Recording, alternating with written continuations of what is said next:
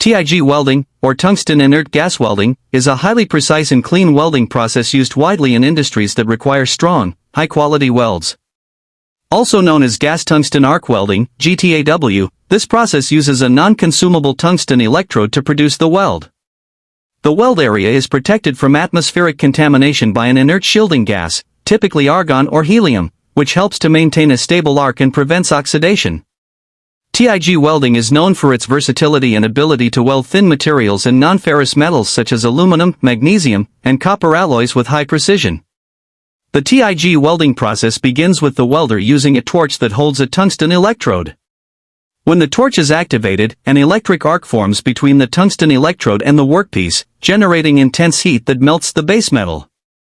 A filler rod can be manually fed into the molten weld pool if needed, depending on the application and joint design. Because the tungsten electrode does not melt during the process, it provides a highly stable arc and contributes to the excellent control and appearance of the weld. One of the key advantages of TIG welding is the superior quality of the welds it produces. TIG welds are typically very clean and have a fine appearance with minimal spatter. This makes the process ideal for applications where the appearance of the weld is important or where minimal post-weld cleanup is desired. Additionally, TIG welding provides excellent control over the welding arc and heat input, allowing skilled welders to create precise welds, even on thin materials. TIG welding can be used to weld a wide variety of metals, including carbon steel, stainless steel, aluminum, nickel alloys, magnesium, and titanium.